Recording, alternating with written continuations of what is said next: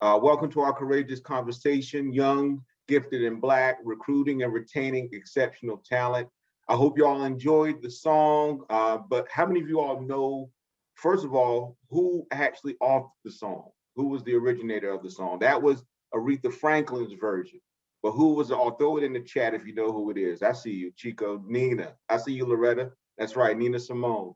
You know, that song by her was a way of her expressing her lovely, precious dream for young Black children in the 1960s. It was an ode of encouragement for the children who lived in a world that told them otherwise. Now, let's fast forward to 2021. The Pew Research Center asserts that the youngest generation in the US is entering adulthood as the country's most racially and ethnically diverse generation and is on its way to becoming the best educated generation yet. Described as conscious, innovative, and outspoken, our Generation Zers are poised to influence the workforce, workplace, and marketplace. Now, before we get started with our amazing keynote speaker, I want to thank our sponsor, Green Resources. Thank you, Gary, for being such an amazing partner with us. Thank you for all that you've done to support not only events like this, but also the Triangle DEI Alliance. Now, during the event, we encourage you to join the sessions as an active participant and to connect with one another using the chat box.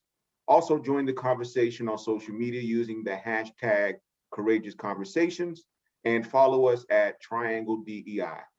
Share any insights you gain and takeaways that you may have. Now, it's my pleasure to introduce our keynote speaker, Raven Solomon.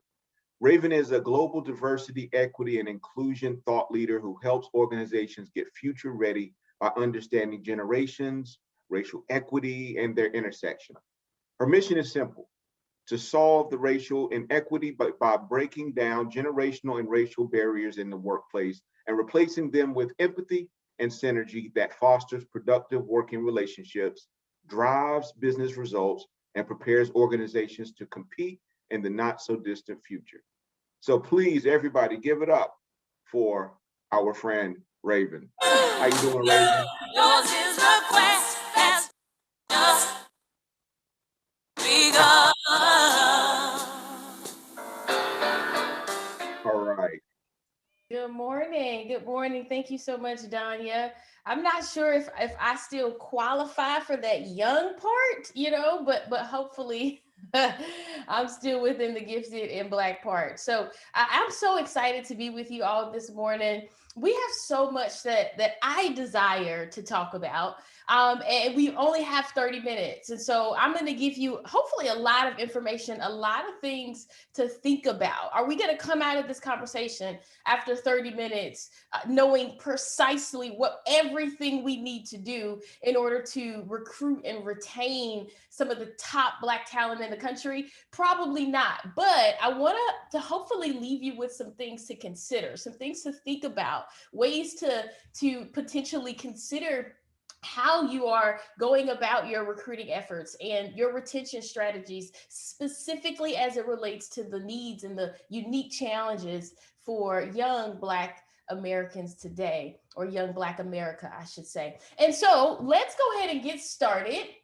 Drop in the chat where you are dialing in from, if you will. I'm a huge chat person. If we were in person, we would be having a bunch of call-in responses. That's just the way that I like to do these things. So drop it in the chat for me. Where are you dialing in from? I see a lot of folks in the Raleigh area. Duke Regional Hospital, Cary, shout out to Cary. Wake Forest, Hillsborough, North Carolina. I know all about Hillsborough as well. Shaw U, what's up? NC State, yes. We have to have some NC State folks. That is my alma mater. If you are a Wolfpack fan, drop something in the chat for me as well. I see Town Bank in Raleigh. Excellent. Go Pack. That's right, Nina. Indeed. Sarah, go Pack. Precisely. Indeed. Durham. Bull City. Yes. Chapel Hill. I absolutely love it.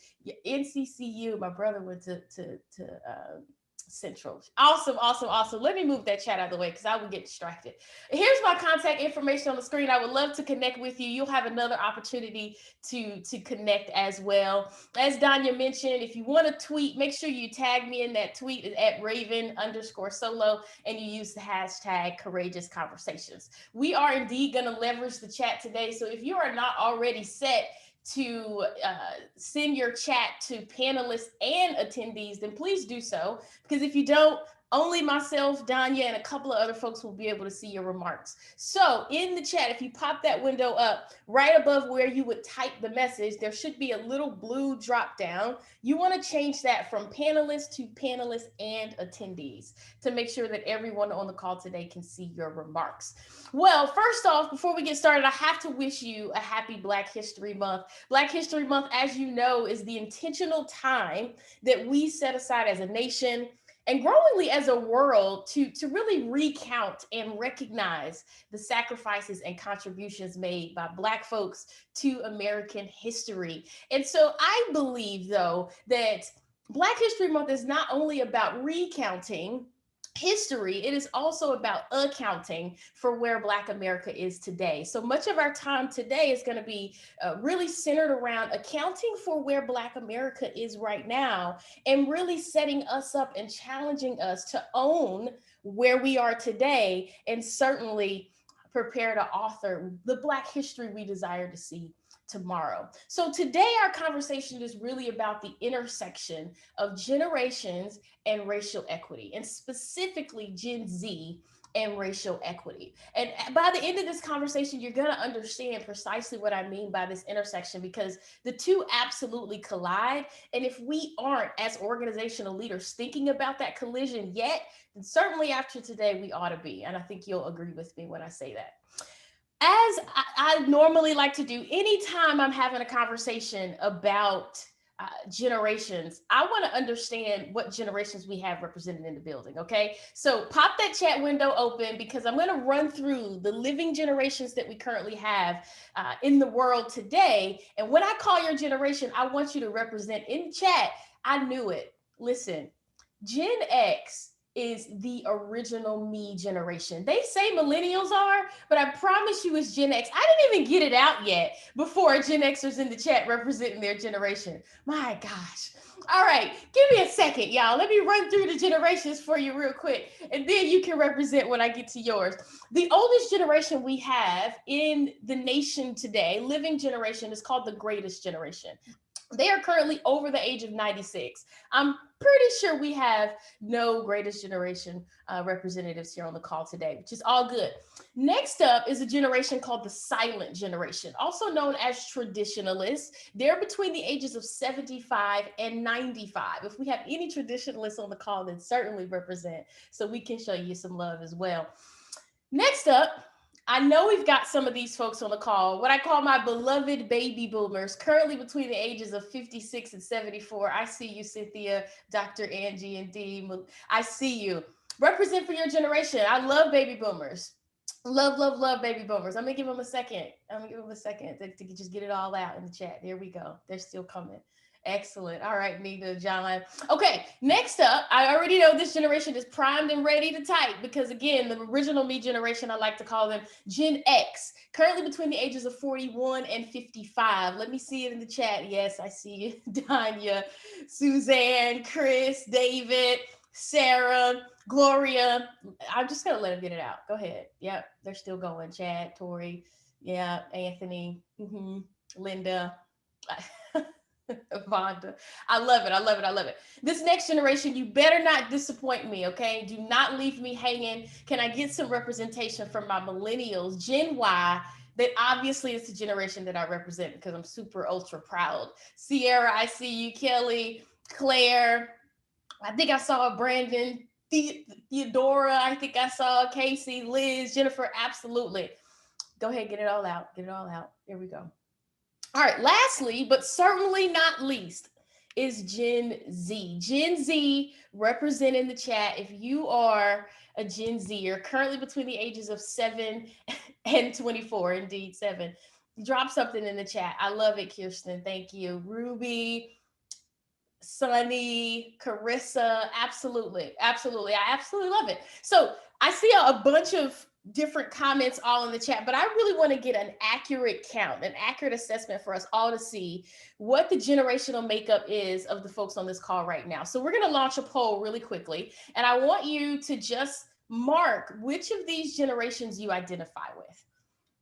Which of these 5 generations you identify with. If you go ahead, click your submission, you want to hit submit, And in just a moment, we're going to show you the results so we all know what the generational makeup is of this call.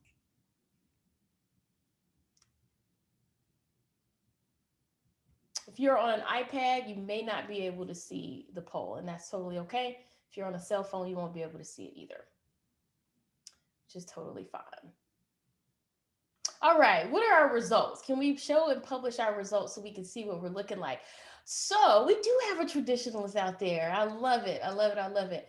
The largest represented generation on this call today is Gen Y, millennials, 44%, followed by Gen X, 37%, followed by baby boomers at 14%. We have 4% of Gen Zers on the call. Awesome, awesome.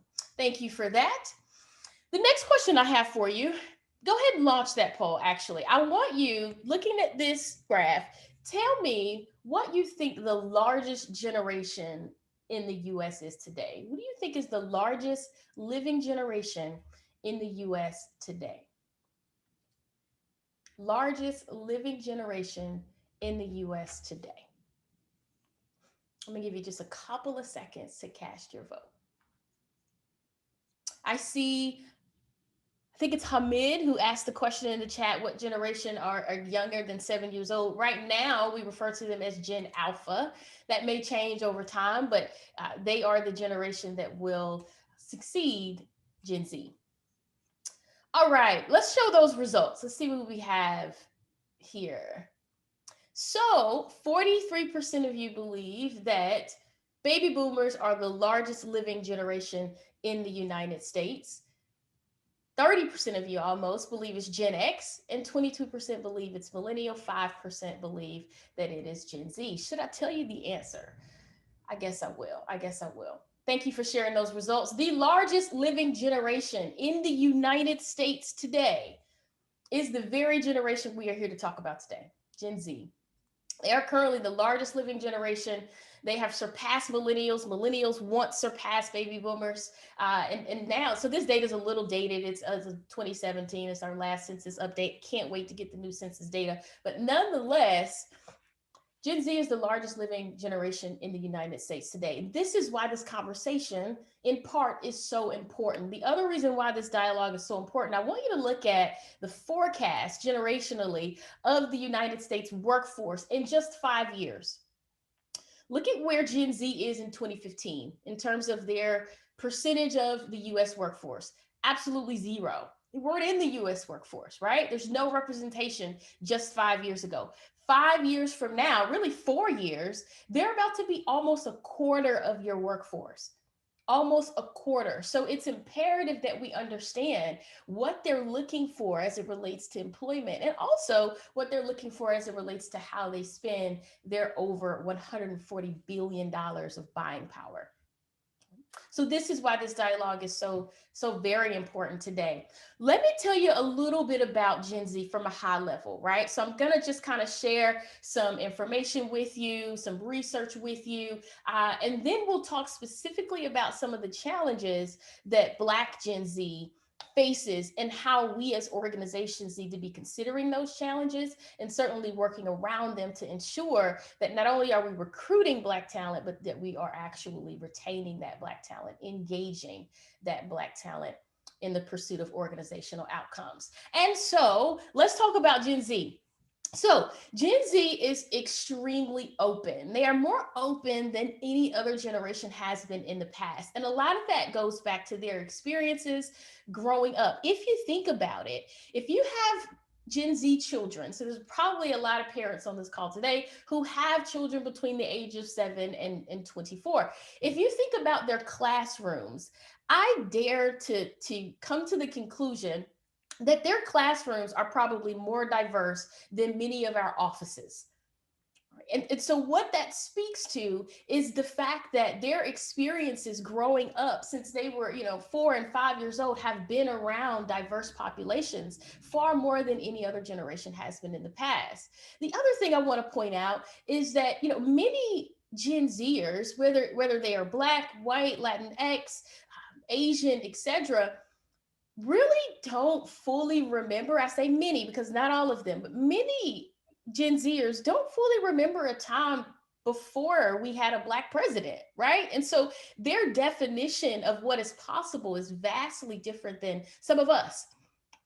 A third of Gen Zers, get this, say that they know someone who prefers to use or have used with them gender neutral pronouns. And so what that just speaks to, compared to literally virtually none of some of the older generations. And so what that really refers to is their exposure, their degree of awareness around nuance and difference. Right?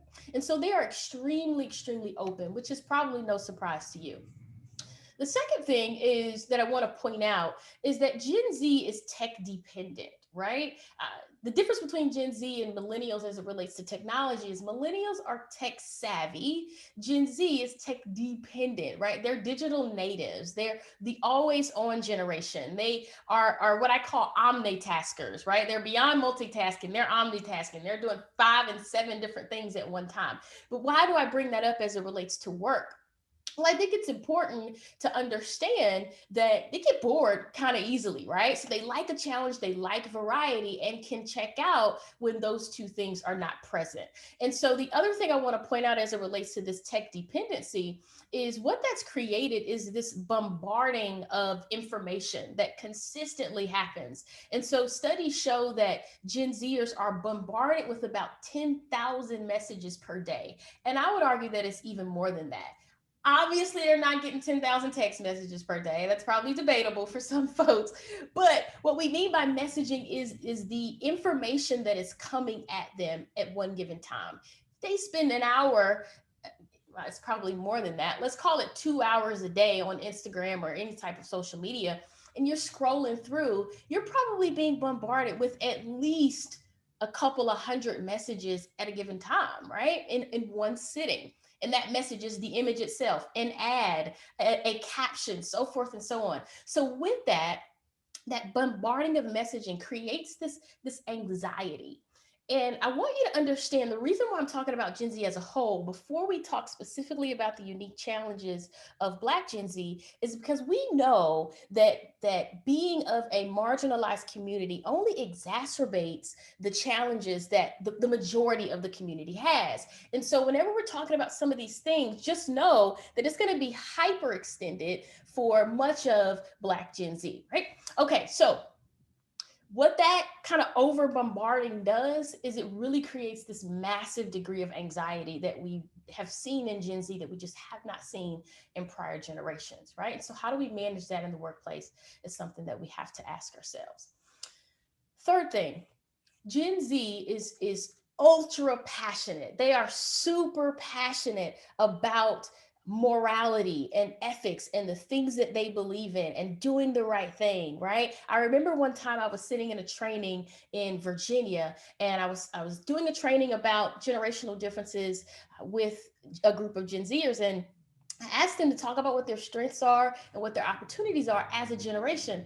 And one of the gentlemen stood up almost in tears, and he was talking about one of the weaknesses of Gen Z.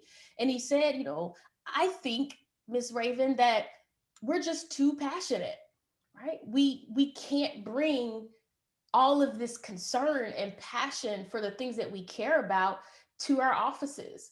Otherwise, we'll be labeled or we'll be cast off.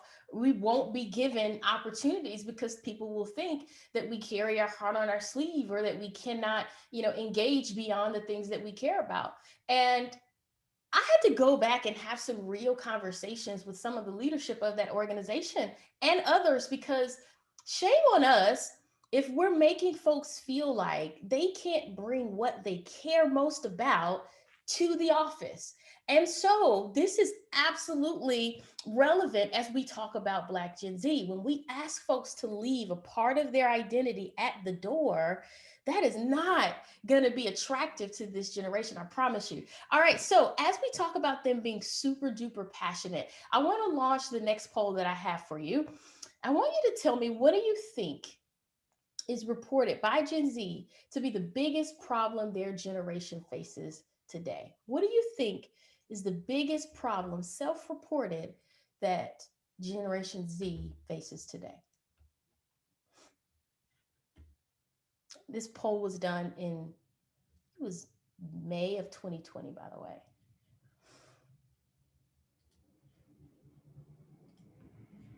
I'm gonna give you 10 more seconds. All right, let's go ahead and show those results. Let's see what you got for me. Okay, so 35% of folks say the biggest problem Gen Z reported that they face today uniquely is racism and discrimination. 33% think it's climate change. 15% said they think it's older generations, which is funny to me. 15% said it's politics and government. And then 2% said it's COVID, which is quite interesting. Can you share the, oh, you already shared those results. Let me close this out. And I'm going to share with you what the answer is. Let me give you a second to sit with that.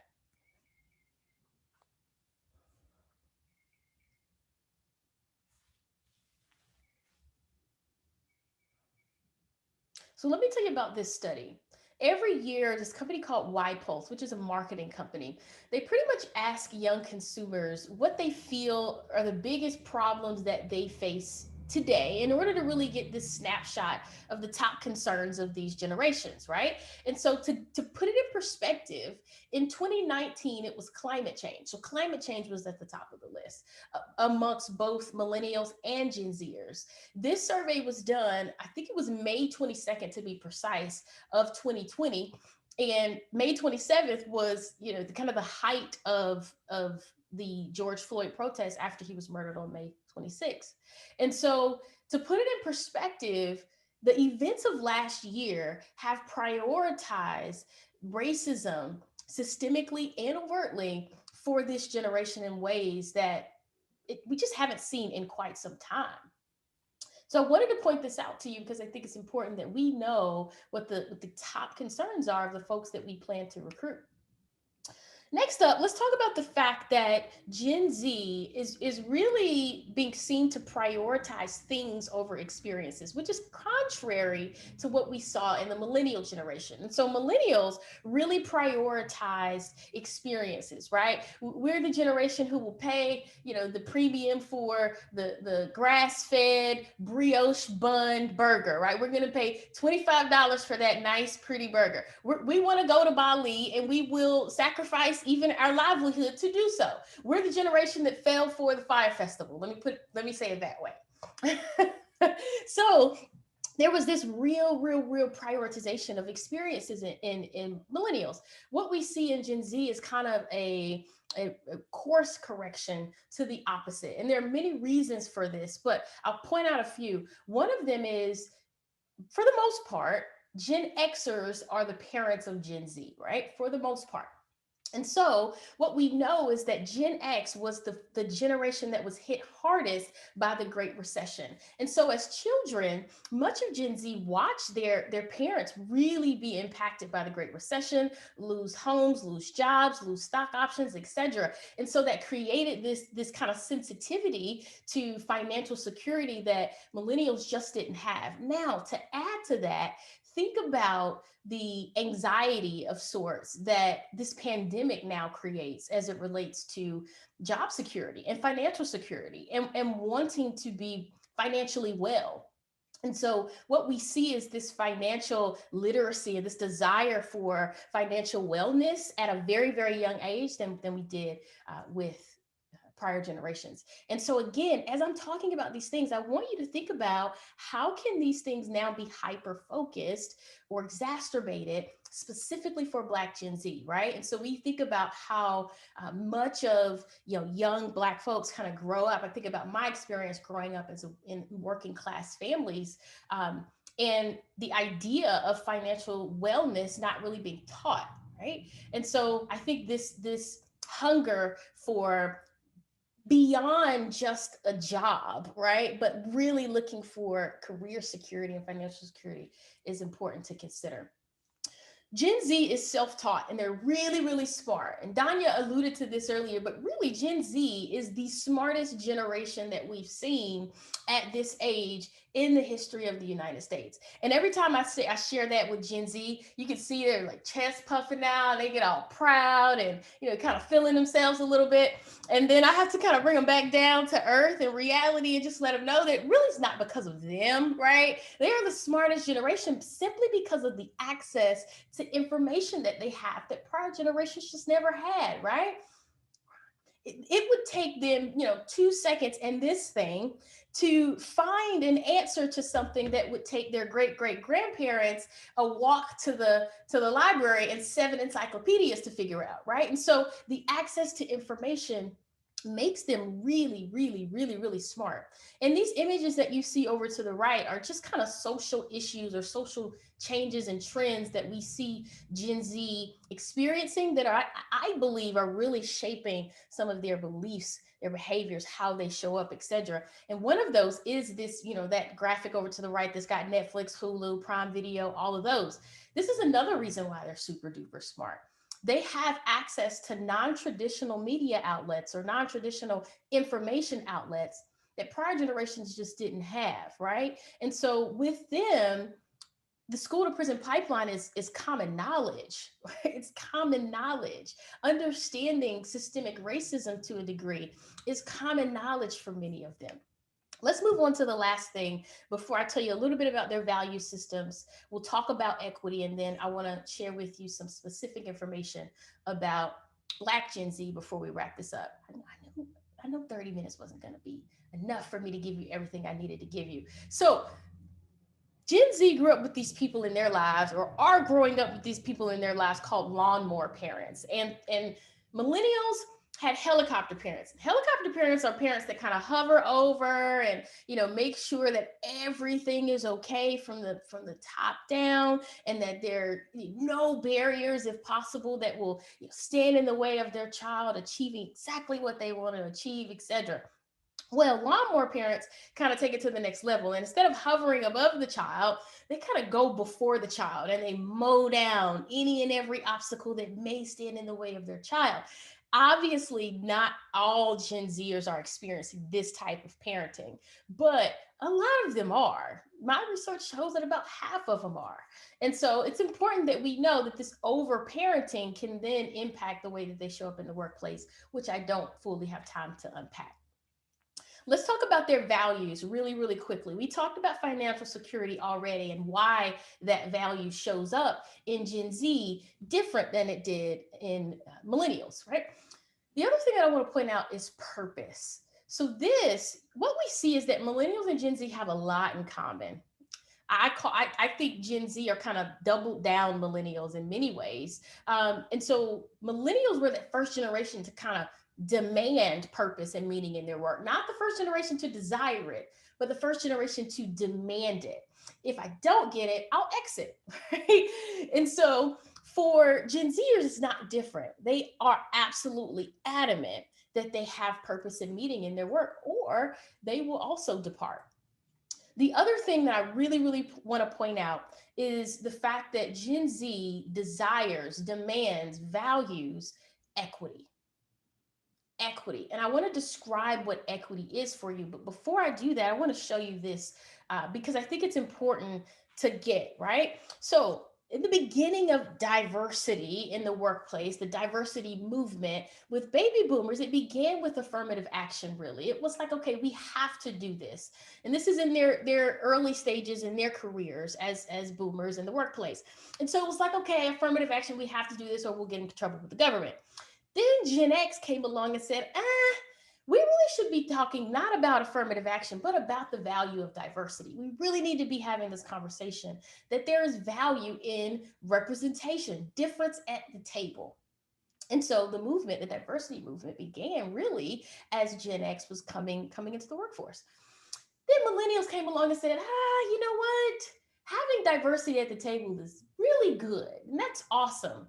But we really need those voices at that table to actually be heard. Everybody at the table needs to have a voice, and that is inclusion. So then the movement began, D&I, diversity and inclusion. Now we have Gen Z coming into the workplace and they're saying, it's good to have difference at the table.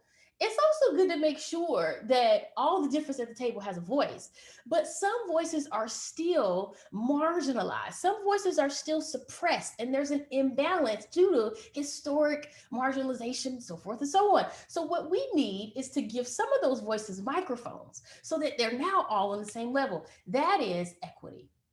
Right? That is equity.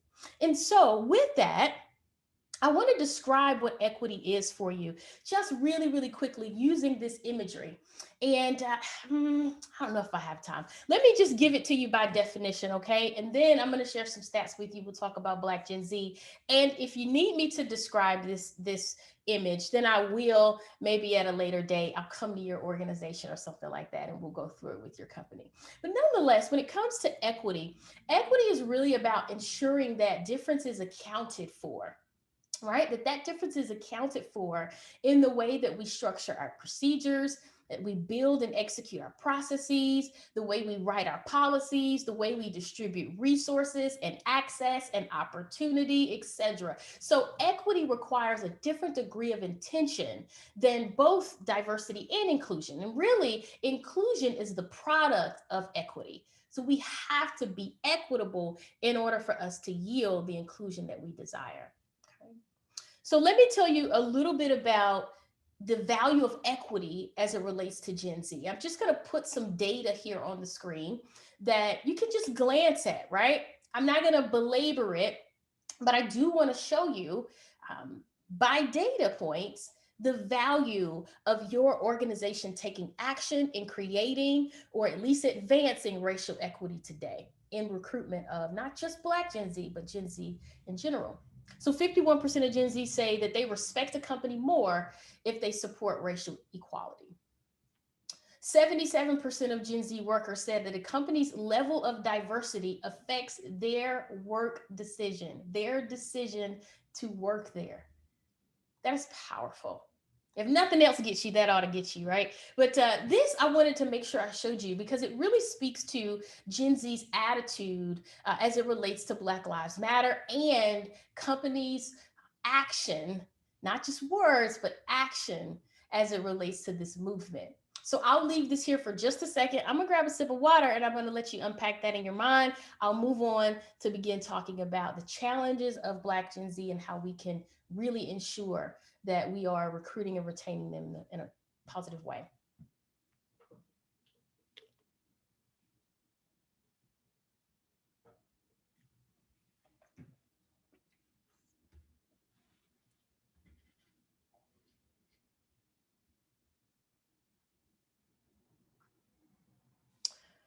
All right, so that is Gen Z in 10 minutes, 10, 15 minutes, or what have you. But I want to talk specifically about some of the unique challenges that Black folks are experiencing in the workplace and that are concerns and will be unique challenges for Black Gen Z as they continue to enter into your workplace, right? And so this comes from a recent study that I would highly, highly recommend going to their website, downloading the full report, reading the online version of it, or what have you, that McKinsey just released, I think this week. It was either this week or last week. It's called Race in the Workplace, the Black Experience in the US Private Sector. And this chart really just summarizes a bunch of the challenges, the unique challenges that companies and other stakeholders will have to address in order to really create sustainable opportunity and racial equity for the Black community. And so I will let you kind of glance through this and you'll have an opportunity to let me know that you want this deck in just a moment. And we could just send this to you so you don't have to take pictures of everything. But nonetheless, these 5 really stick out to me as it relates to Gen Z and what we need to really, really do to ensure that we are in a place that we can recruit them and retain them. I'll give you a second to read through those.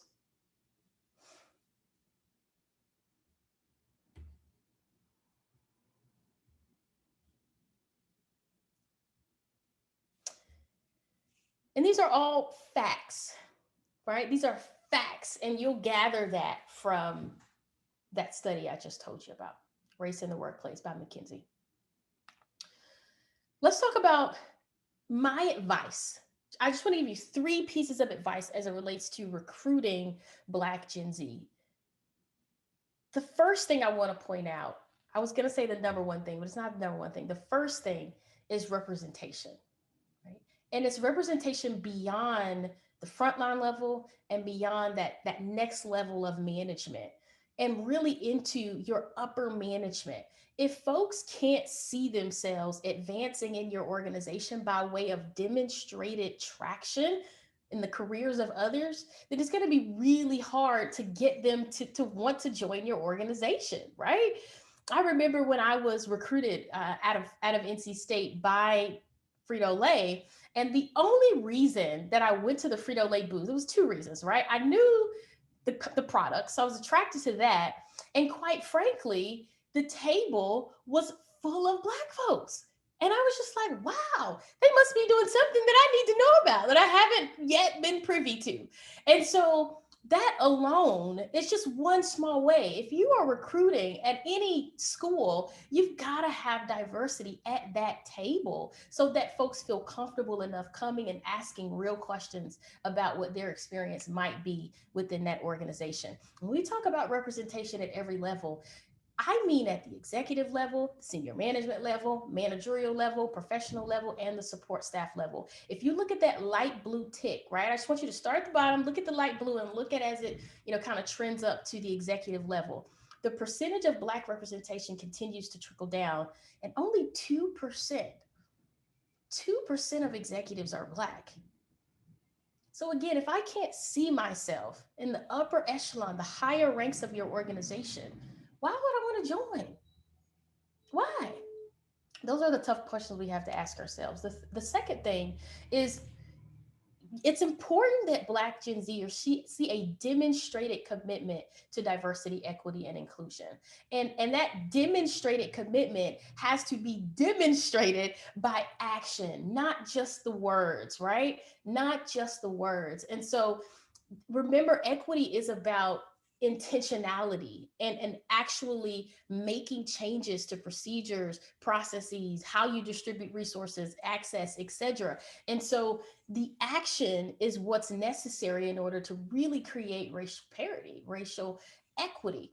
That demonstrated action is important for Gen Z to see in order to really feel attracted to your organization. The third thing is really about geographic flexibility. And I think this is important. I'm just going to show you this really quickly. This is from that McKinsey report that I talked to you about.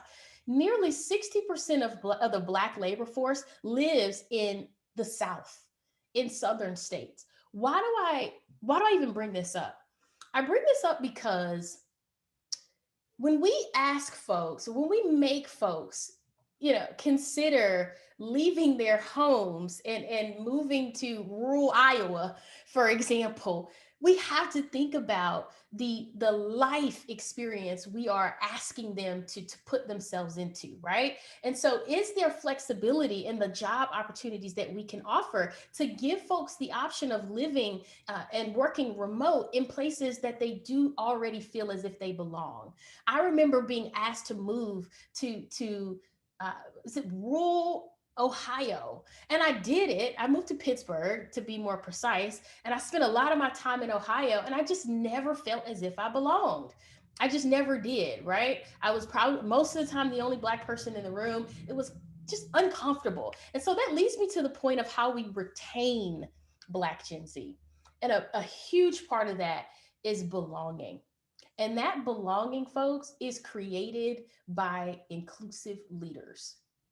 If we have not equipped the leaders within our organization to be inclusive and giving them the tools and the mindset to actually create inclusion within their work groups, then we need to do so. I can help you with that, but we need to absolutely begin training our leaders at every organization on how they create what I call individual inclusion. And that is what leads to that sense of belonging. Ultimately, Black employees feel less encouraged to be themselves and to speak up compared to their white counterparts. And that is data supported in that McKinsey report I just told you about.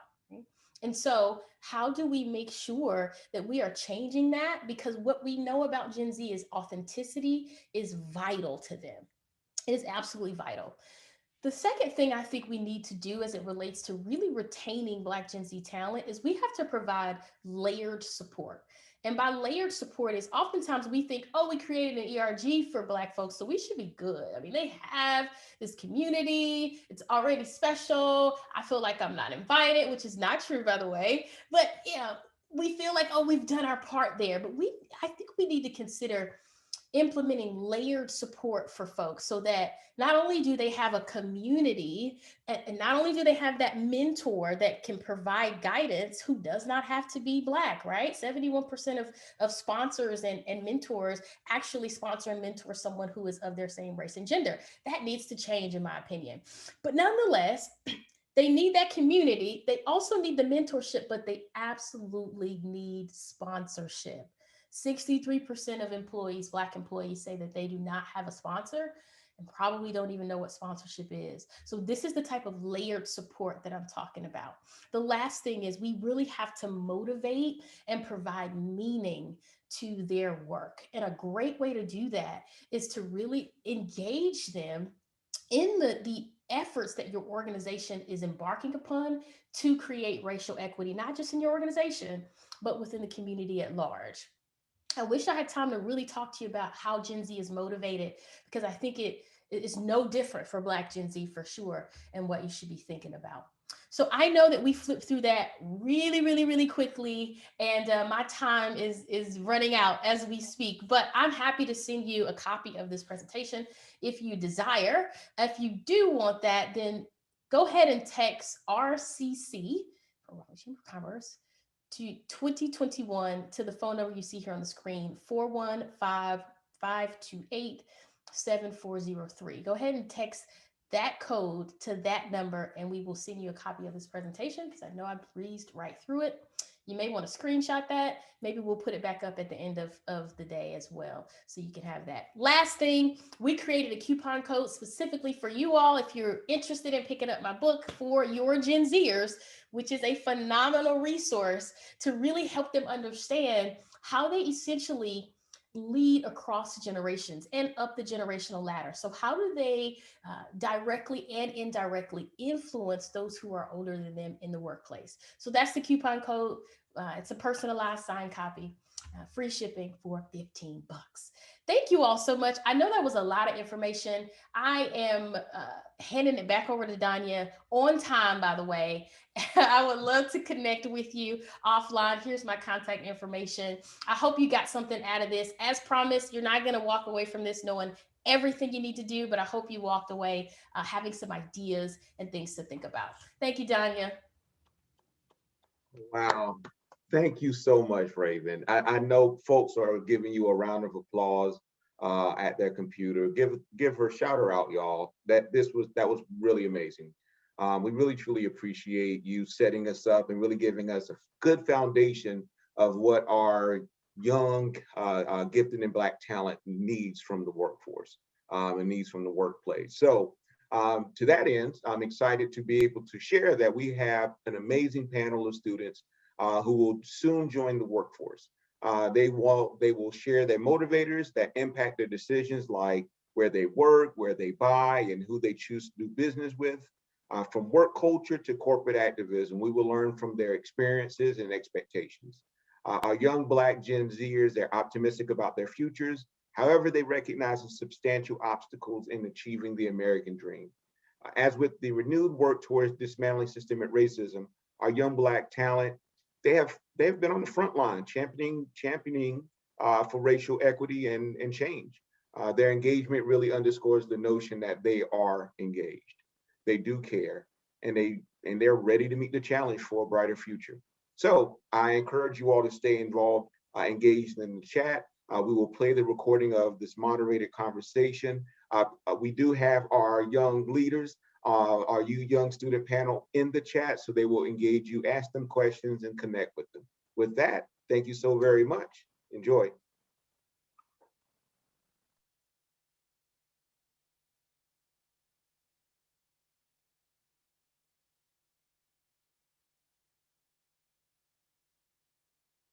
Good morning. We are so excited about this conversation. My name is Danya Perry, Director of Diversity, Equity, and Inclusivity with the Raleigh Chamber Triangle DEI Alliance. So excited to have some amazing, young, talented, aspiring talent from our local universities and colleges. Excited to have them on this panel. So I'd say let's just kick it right off. Also, I'm really excited at the fact that they have allowed an old dude to hang out with these cool kids. So I'm really more, I'm more just feeling like I'm connected now. So before we get started, thank you all, panelists, for being a part of this. I truly appreciate your willingness to be vulnerable, sharing some of your stories, providing your insights about what your expectations are once you're going into the workforce. So with that, I've asked our panelists to introduce themselves really, really quick. For those of you all know me, you know I love my 3 Ps. They're going to tell us something personal, a professional aspiration, and then something peculiar. So, Melanie, do you want to get us started? I would love to. Thanks for putting me on the spot, Danya. Hi, everyone. My name is Melanie Flowers. I use she, her pronouns, and I serve as student body president at NC State. I'll be graduating this May with a bachelor's in communication with a concentration in PR. After graduation, I am hoping to work at the system office one day and work towards something with access to education, higher education specifically. I'm not sure what that looks like. It's very abstract, but that's the goal.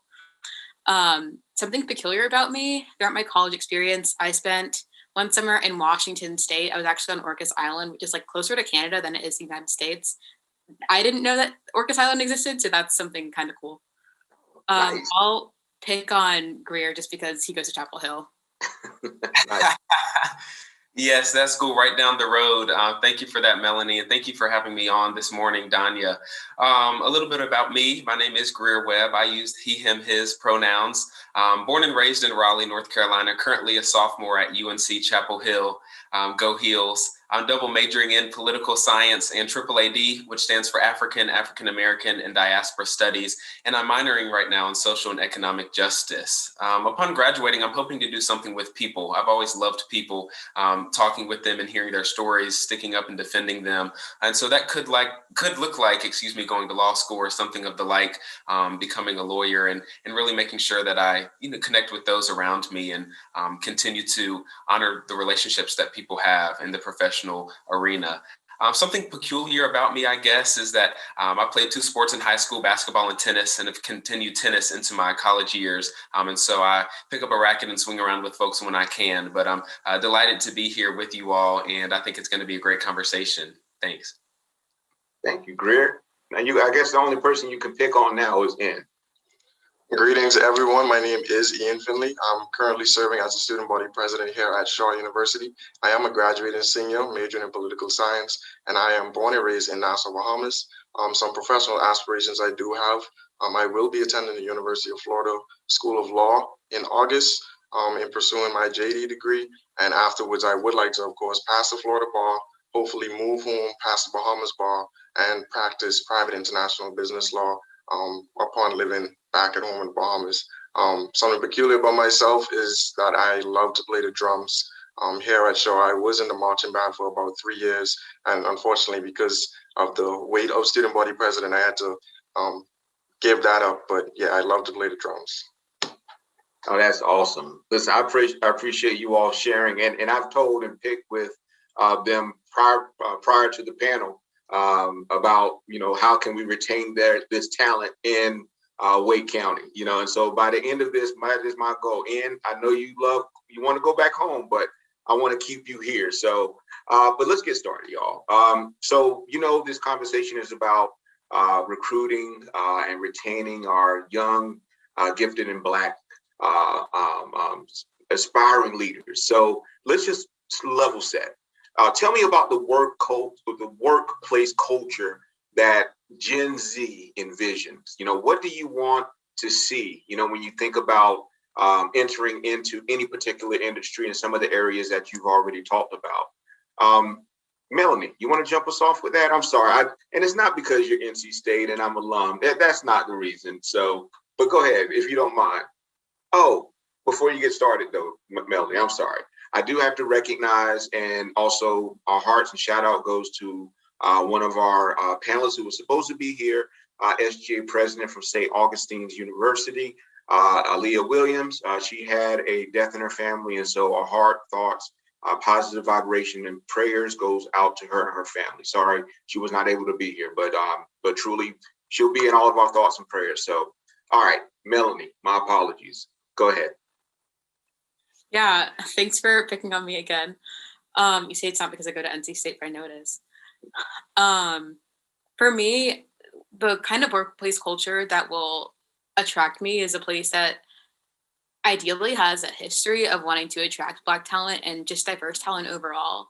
And if they don't have that historical record to provide, then an organization or a company that is striving to do that moving forward.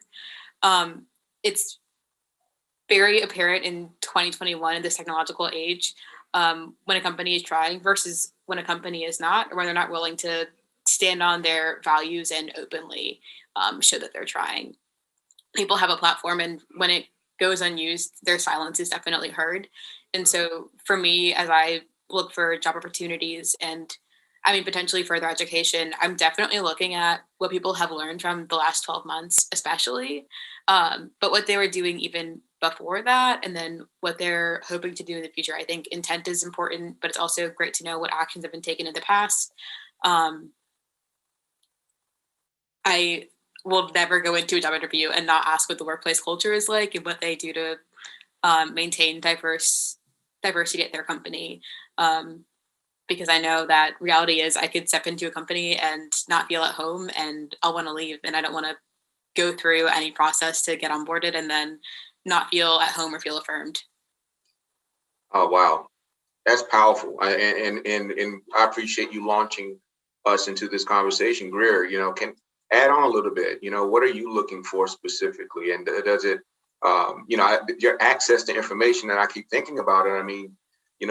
You can know real time what's going on in a lot of companies. And to have that platform, seems to be an expectation that your generation has to be able to see, and to know what's going on. So talk a little bit about that, Greear. Yes, definitely. I think you're right. There definitely is that expectation. And Melanie sort of took the words right out of my mouth. Intent is one thing, but evidence is more important, right? What have these companies done, to make sure that they're history conscious and that they understand the history of race and the way that that plays into to the professional and business world in this country, and then what are they doing to not repeat that negative history? And so I think you alluded to it, Danya, and Nina Simone's song, right? Young, Gifted, and Black, just recognizing that Black folks in general, but specifically younger generations, the dreaming generation, we're outspoken and we want to be heard, we want to be recognized, and we want to feel welcome. And so, I know that's a trigger phrase these days, right? Diversity and inclusion. What does that mean?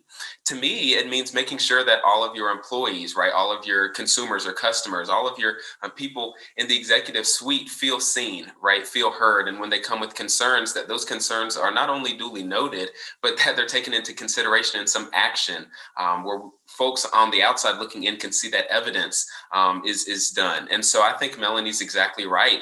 We need to see that action. And I think it's important that when we talk about a workplace environment, right, and what do Black folks that are coming in and contributing, because we know that a lot of what happens in the professional world for those of us that identify as Black is dispelling these narratives that have been written about us for so long that are false, right? That we don't contribute or that we're lazy. And that's just not true. Even for young people, some of those stereotypes are apparent. And so to not only dispel those, but to also lay out our work and our experience in front of us and say, hey, we want to contribute, right? We want to make this company, or we want to make this community better for all of those involved. It's going to take some true welcoming, and it's going to take some uniting together, right? There's some give and take that happens in the business world, but we all know that there cannot be true unity without accountability. And so I'm really looking for companies to be accountable to those that they want to hire. And I think that's really what it's going to take to attract the highest levels of Black talent going forward into this new decade. Oh, I love it. I love it. And you said a lot, especially when you talk about that being seen. And there's a lot in that, and how do you operationalize that? And sort of give us sort of your rendition of what you're looking for and how can companies help you be seen? Well, I definitely agree with Mr. Webb and Ms. Flowers and everything that they've been saying. For me personally, a company, of course, has to be welcoming. What workshops are you doing for your employees to make sure that they understand my pronouns if I identify as something else? Because, I would hate that somebody addressed me as what I don't want to be addressed as. So what workshops are you doing for your employees? Engaging of cultures also. If I was to have dreadlocks and you tell me that my hairstyle is not neat, then to me, my hairstyle is neat. I just got it, style is neat to me. So how are you understanding or engaging of my culture in a sense? What are you doing to understand my culture? I'm definitely open towards new ideas, and definitely to piggyback more on what Ms. Flowers was saying, being socially aware and understanding that you not only have to be socially aware, but you have to be able and responsive on social media and on these social media outlets to, you know, outright dispel anything that's going on in the community. Because if you're not being, you know, totally responsive and not outright saying that this is wrong, then that means, you know, admission of guilt in that sense. I love it. Yeah, I agree. If I could just do a quick follow-up to what Ian was saying.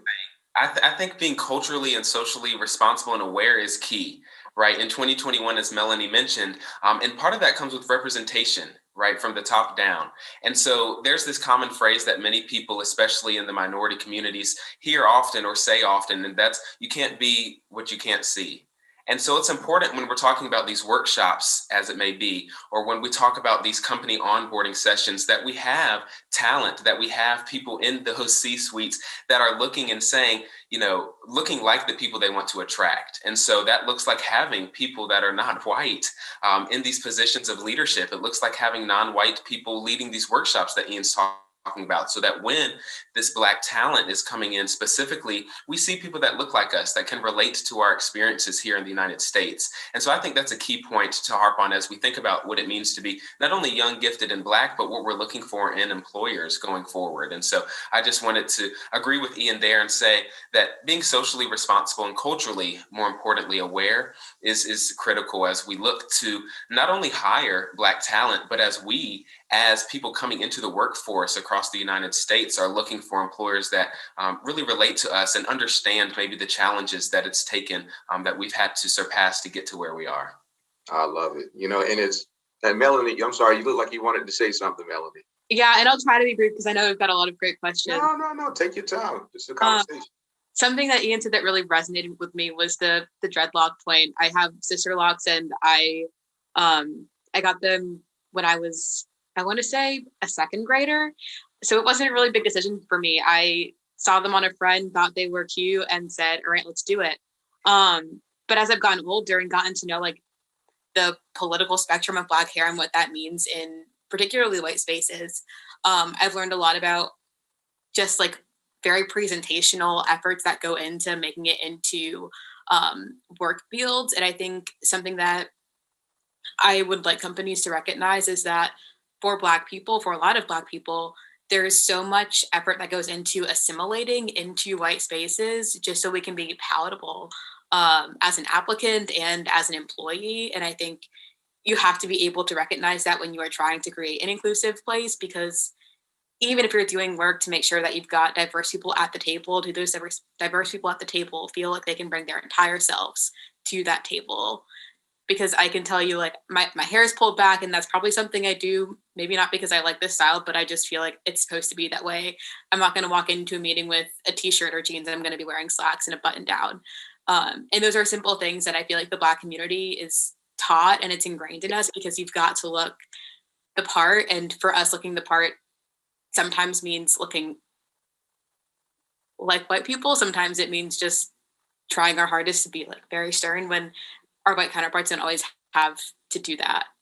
And I have one other thing to add on. I'm not being as I wish I were being. Something for me that I'm very aware of, and Greear hit on it, of if you can't see it, you can't be it. When I look at spaces that are mostly white, I have this thought in my head of, am I going to be the person that has to teach this group of people about diversity? Is something going to come up and I all of a sudden have to be like the chief diversity officer when I'm getting paid to be an engineer or a doctor? And so something that speaks volumes for me is when I look at a company and they've got a chief diversity officer or somebody who's devoted to culture, because I know that company is trying to be proactive and making sure that that culture is there and not depending on the diverse people to do that alongside of whatever they actually get paid for. Absolutely. Listen, throw away my questions. Listen, this is important because you all have you all are incredibly thoughtful, and I'm thinking about even me being raised by a baby boomer, a Black male who my father who told me, he said, son, you grow these locks out, but understand when you go get a job, you're going to have to cut them out. and he's preparing me for a work culture that he had experienced himself that wasn't inclusive. And so, we absolutely did have these feelings walking into spaces where, and we used to joke about, you have to dress a certain way, right? And a lot of times it was acting white. And so that interesting intersection of, are our current spaces, are the current work cultures looking for you to bring all of yourself? And what does that look like? So tell me, there's been so many conversations about companies wanting to increase their diversity, their recruitment strategies for diverse candidates, for talent, Black talent of all shades and sizes. And so tell me, what does a company need to do to recruit you? How can they get to get to the brass tacks of it? What that needs to happen? What do you need to see? What is their strategy? And this is you informing them on their existing recruitment strategies. And do you want to jump into that? Most definitely. Something that I'm a strong proponent of is definitely social media engagement. I see more and more companies understanding the need to hire a social media person within the company to target younger people, of course. Something else is direct outreach to HBCU career development centers. I always get emails from my career development director, and they're always letting me know what internships and opportunities are available as well. Another thing that I think is most important is that a lot of times Black students or young Black people would always think that they're not qualified enough for the position. They would have the bare minimum, but they don't have a certain certificate, or they're just missing one key aspect. I want to be able to walk into an interview and understand and know that they're willing to work with me. They're willing to pay for me to get this Excel certification, or pay for me to get this training in this aspect that I'm lacking in. And that way, of course, that is a major recruitment strategy in itself, because not only am I helping the company, but the company is helping me become a better person as well. And they want to see me go up the ladder. You understand? They're helping me come up the ladder instead of just hiring me, want me to pack the shelves for the rest of my life, and that's it. So I think those are three major recruitment strategies that I would try to harp on as I engage and try to attract young Black talent. I love that. Melanie, you want to jump on that? Because we don't want to just pack the shelf. What do you say? Pack the pack the shelves all day. We don't want to do that. No, we don't want to pack the shelves. Talk to me, Melanie. I think recruitment strategies that will attract me. I'm studying public relations, and so I definitely resonate with like the social media aspect, and I want to know how I will be cared for throughout the company. I think something that I really have gotten exposed to as being student body president is mentorship, like informal and formal. And I think that's something that, like, especially in a company that may not have a lot of diversity, if that's something they recognize and they offer mentorship with maybe a senior executive who looks like me or shares my identities, I think that's something that would be really special for me, because I know they're taking intentional steps with the people that they do have to make it an affirming and not profitable, what's the P word? Prosperous experience.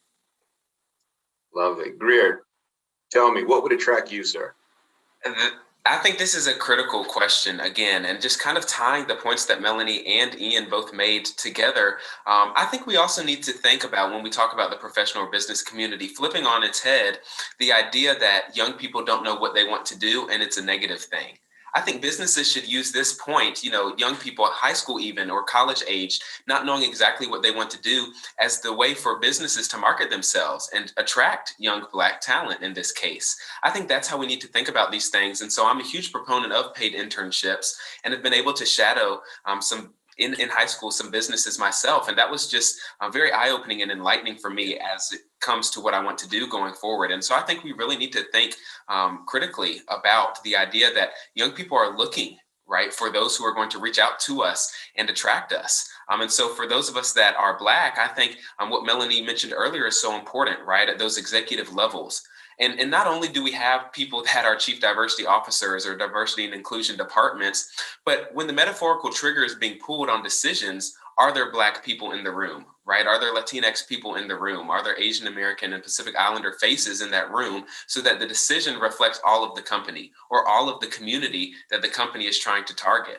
And so I think that's the key point when we talk about recruitment and when we talk about attraction, is when you have decisions that are being made that are truly inclusive and reflect an understanding of the history of this nation and understand an understanding of racial equity, that is attractive to me. And so that's something that communities and companies, can continue to do, is to provide those mentorship and shadowing programs, right? Allowing us to understand what we want to do. And then also making conscious decisions when it comes to race, when it comes to socioeconomic level and other factors from those executive levels. And that will, trickle down and allow young people like myself, like those of us on the call, to understand that we are welcome and that we're being invited, that decisions are being made that take into account our backgrounds and experiences. This is, you all are really jogging my brain when I think about, the evolution of even, advertisers, companies advertising what they sell, what they serve, what they, their product, and thinking about, it's almost like not even just the product, but what we stand for. So the selling is sort of has evolved. So it's no longer just, what I do well. I have the best hamburger on the planet, right? Or I have the best service in the planet. We're the best law firm. But it's, what does our, corporation, what does our business stand for? That needs to also be promoted as a part of, for you, something that's going to attract you to that particular company. And I've been, really elated as of late to see some of that being reflected in corporate conversations, in business conversations, whether it be in social media or even on commercials. The level of diversity on commercials, I notice it, I see it. When I saw a guy selling, and I'm not going to say what the product was, but he had locks and he looked like 20-year-old Danya. It was like, wow, okay, let me find out about said product, But let me ask you this, if you had a priority list, of, in terms of making a decision on a company, a priority list, and I'm kind of going to couch it on, I assert that your generation, this intersectionality of race and Gen Z, you all have a higher hierarchy of meaning, what that company stands for, over money. Tell me about, give me some of your thoughts when you hear that and what your priority list is. Ian, you want to jump us off with that? Yeah, for me, I think the meaning is definitely more important. Of course, the money is a wonderful incentive, but meaning is definitely important. For me, number one priority is availability of information before I even get the job. I want to be able to go on the website, see all of the faces of all of executive leadership. And if there aren't any people that look like me in executive leadership, that's already kind of a strike one for me. I'm going to look at the bios to see if anybody I can relate to, if anybody shared a similar plight as me or any struggle that I've shared as well. Also, I like to look at, if it's available, the frequency of job promotions and the frequency of people moving up the ladder, because I need to know if the company has a rate of only giving me a promotion after every 10 years, I need to know that this may not be the best move for me in the long term. So when it comes to meaning over money, meaning is definitely more important. And when it comes to a list of priorities, I would definitely say availability of information. Excellent. Greear, let's piggyback on Ian. Yeah, I definitely will. Ian said some great things, but to your point, Danya, something that is forefront in my mind when I think about this conversation is, what do these businesses value, right? And do those valuations match up with what I value in my life or in my profession? And so I think that's critical. Do I feel valued, or do our values match? And do I feel supported at XYZ company? And so I think those two things, and then the tangible, outcomes of that. Are there mentorship programs in place where I can see exactly what Ian was talking about, those who have moved up the ladder, so to speak, right? And are now thriving at this business. Maybe they look like me. That is something that I want to see more from these businesses. And so when you talk about meaning or money, I definitely think that feeling valued and supported is more important to me than the money. Of course, we all want to make, good money. We want to be able to support ourselves and our families, and we want to, do this and that. But if those values don't match up, then it's going to be a struggle. It's not going to be fun going to work every day. And so I want to definitely feel that support from a company, right? Do they have mentorship programs and shadowing programs in place once we get to the company? right? What have you done? What is your history as a company? Have you recognized the mistakes or the consequences that race has played in your company or in your profession? And what have you done to actively change that? Again, evidence versus intent, right? And so when we think about this idea, right, understanding that race is a social construction, but talking and thinking about Black talent, I think that support is key. And I think that true inclusion is also a key. And Melanie hit on this earlier, so I won't harp on it too long, but what that looks like to me is not only people that look like me, but folks that aren't as scared to have honest conversations, right? I think so often, and it's just a fact throughout the history of this nation, Black people in specific have had to pull the weight when it comes to the race conversation. So sometimes it's nice to see socially conscious white folks, right, who are saying, hey, I understand the role that either my people have played or that I've played on a personal level in perpetuating racism, and we don't want to do that as a company, right? And so these are the ways, these are the steps that we've put into place to prevent that from happening, right? That feels nice. That's a way that you can feel, or that's a way that you can support Black talent coming in. And so I think it's key, not only working together, but feeling supported. And that outreach that Ian talked about earlier with social media is also important, right? We don't want to just be tokens as Black employees. We actually want to contribute. We want to feel seen, right? Whether that's in a post or not. And so that support and aligning those values is more important to me when I have the money versus meaning conversation. This is cool. And it's interesting because, there are right now, I'm hoping that, this conversation that we're having right now is a testament to the desire of our business community and trying to accelerate and understanding diversity, equity, and inclusivity, and understanding the needs and the expectations of young talent coming up. And so, we're hoping to have, a place where there is, because one thing that's really, really hard to talk about is race. And it's because there's not a lot of fluency in it. We don't have a lot of practice in talking about it. You don't want to say the wrong thing. You don't want to embarrass anyone. You don't want to offend anyone. But it seems like what you're saying, like, yes, let's talk about it. Like, that's a value proposition for you. Melanie, tell us a little bit about your disposition. What's your priority list? And is that race equity conversation an important part in you making your decision? Yeah, there have been so many amazing things already said. I think for me, race definitely plays a role into it. Being the student body president at a predominantly white institution is a really unique experience. And I'm actually the first Black female to fill this role. And so I definitely know what a white space is. And I know, I think a lot better than I would have had I not filled this role, what I need going into one. And I don't want to say it's likely that'll go into a white space no matter where I end up. That's just, I think, the reality of professional spaces right now. And I look forward to that changing, and I believe it is changing. Greear, what you said about having honest conversations really resonated with me. I want to go into a company that is willing to value what I have to say, and trust what I have to say when I talk about how it impacts me or how it impacts the Black community. And that, I think that's something that I will be able to sense in an interview or in materials that I review, even before I get a job or an offer. And it's really important to me, because if I feel like I will not be trusted or my voice will be taken as less than those who are in the room around me, it's a tense feeling, and it's not one that makes me feel warm or attracts me to the company. I think the other piece of that is, if I'm going to be open and vulnerable about my experiences and how some ideas might be landing for me, my community, I want the company to be honest about mistakes they've made. And I want to be able to address those alongside those that have made the decision. And I think that's incredibly important. We're at a time that demands honesty. And if you're not going to be honest to yourself, somebody will pull the record and you'll have a hashtag about it. So what stands out to me is when a company's willing to say, yeah, we did this racially insensitive thing, or we offended the LGBTQ community with this commercial or this statement or whatever it is. Or like, we had an intergroup issue with our working groups and this is how we resolved that.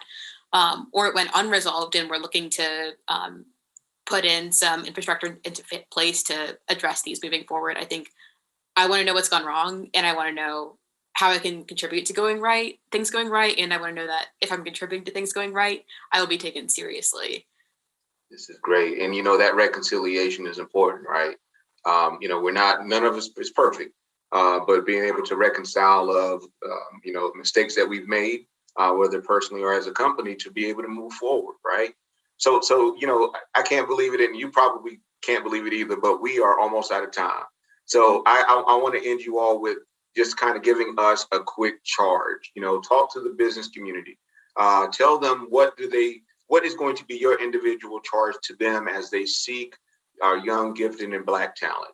What is that thing? Ian, you want to jump us off here? I would definitely say that opportunity is key.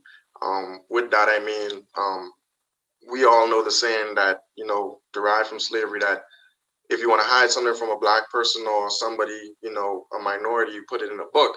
Of course, we've reached far beyond the point of reading.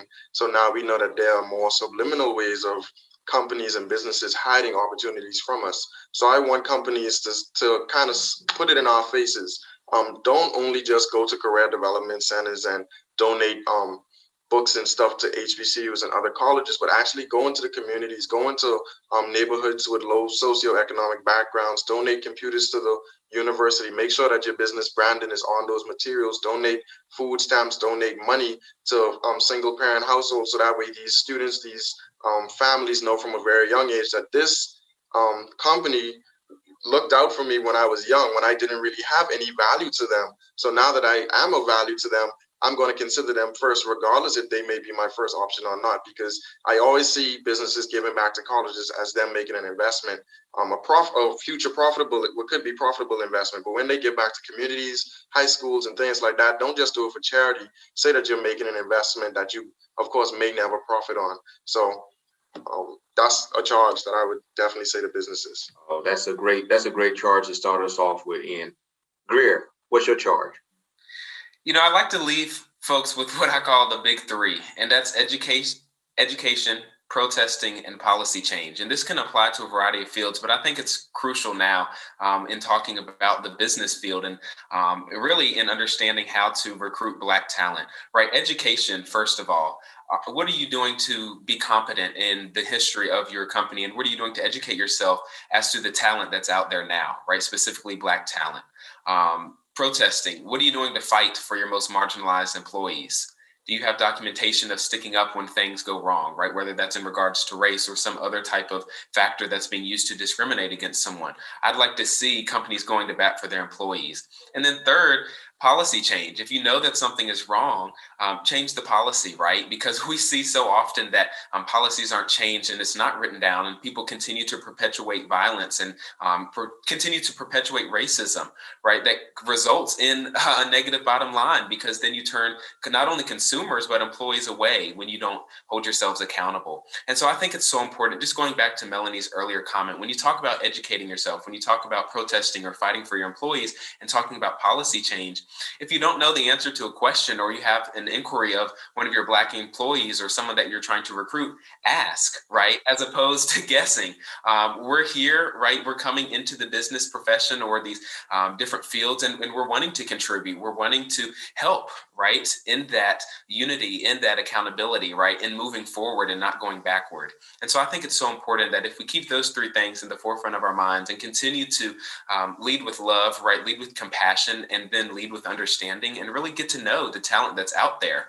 The people on this call are amazing, just in listening and talking with them these past few minutes. And so to understand that we not only as young people have ideas, right? Not only can we, shout and raise hell when something's not going our way, but we actually have action items, right? That we want to see accomplished. We want to contribute to communities. We want to contribute to companies. And we want to make sure that we're a part of the true and positive change that needs to take effect across this nation. And so I would just leave folks with that. We're ready to do the work, and we're looking for partners here. Love it. I love it. Melanie, now, I'm leaving the NC State. You got to break us. You got to really, bring us home here. All right. I'm hoping I can do it justice. I've also got three things. I'll start with the first one. I think the first part of my charge is to take a look at your company internally. And like Greear said, make sure that you have those action steps to achieving whatever that pinnacle of inclusion and affirmingness and cultural competency is. Externally, make sure that you are taking a stance on things and you aren't shying away from conversations that are happening. I said this earlier, but your silence is so loud. And when you are going to contribute to a conversation, that's also definitely seen. Our generation is looking at everything and we've got access to everything. And so when you're left out of a conversation, it's definitely not something that goes unnoticed. My last thing is think about what role you play in your local community. You've got a corporate office somewhere and there are people who live around you, who go to school around you. There are families that live around you, and think about what you can do to support them and their own success. Because reality is they aren't in isolation to the community that you are in, they are a part of it. And I think whatever you can do to be a member of the community and not in isolation from it will drive things for the Black community and let us know that you're wanting to be here and present with us and not apart. Excellent point. Excellent point. Bonus question. What song y'all listen to these days? What's your jam? Who wants to start out first? I can start us off. All right. So I'm in this random class this semester. It's Music 360. It's called Women in Music. And for my first exam, I had to listen to Love Goes. It's a Sam Smith song, and I don't know if I had heard it before, but the instrumentals like pick up in the middle of it, and there's a beat, and I've been jamming to that song a lot lately. Sam Smith. All right. Who's next? What jam you listen to? Well, I've been listening to, it's kind of,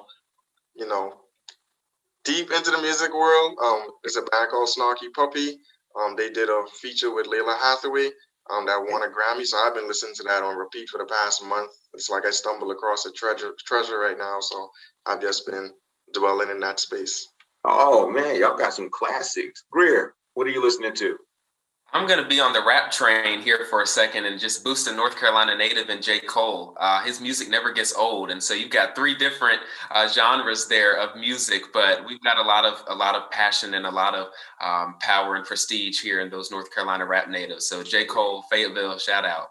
Love it. Love it. Well, I'll end with my jam. I've been always rock to August 10th released August 10th, 1979 off the title track, Off the Wall, Michael Jackson's Off the Wall, which I truly believe is about a call for us to get engaged, stop standing on the wall, stop being a bystander, just get out there and dance. So I appreciate each of you tremendously, seriously. Know that you have a friend in me. I appreciate your talent. I appreciate you all considering staying in the Wake County Triangle region. And I'm looking at you, Ian. Stay in our region, stay in our community. Really do. And you all, this is just a snippet, right? This is a representation of the talent that we have within our universities. And so thank you for your time. Please add me to your MySpace pages. I hope to stay connected to you all. You all take care. Enjoy yourself.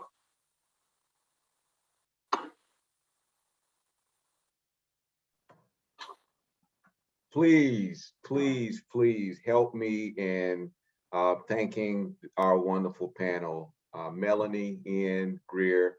Truly appreciate you providing context to this conversation. You all are truly amazing. And again, we're still, if you all see them in the community, we gotta retain them. We need to keep them in this region because they are such amazing representations of the talent that we have. Just some amazing takeaways that I've had. One, we have to be mindful of the unique challenges of our Black Gen Zs, and being mindful about it helps us to create strategy, really helps us to look at our practices, our programs, and our policies to recruit and retain. One thing that I also caught from them is representation matters at all levels. And I really like the operationalizing what it is to be seen.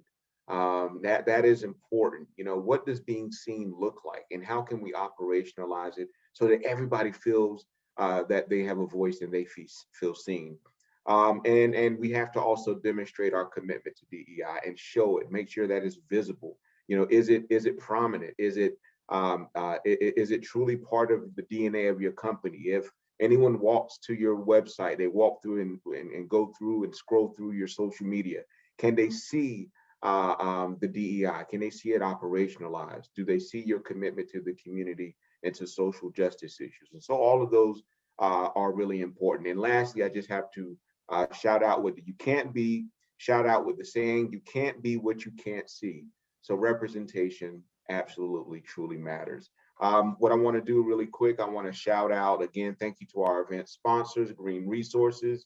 I want to also thank our amazing Triangle DEI Alliance members. At the pioneer level, we have the city of Raleigh, we have Wake County, and at the Trailblazer level, we have BASF, Coastal Federal Credit Union, District C, CRE, DPR Construction, Green Resources again, IHS Market, LexisNexis, Red Hat, and RTI International, along with a litany of leader and ally investors. All of these folks have been critical to accelerating DEI within our community. If your company is interested in being a part of the alliance to help to support our ecosystem, please do not hesitate to reach out to me and we can help you figure out how can you be a best of support. And we really thank you. Again, want to thank Raven. Thank you so very much for jumping us off today. Here's her information again. If you want to, please reach out to her. I'm telling you all, we think we really need to I think we need to bring her back because we just got, I think, a touch of all that she has. So please text her. Here's her discount code that she has provided for the chamber. We'll definitely be providing all this information in our follow-up email. So once again, thank you all for being a part of this journey.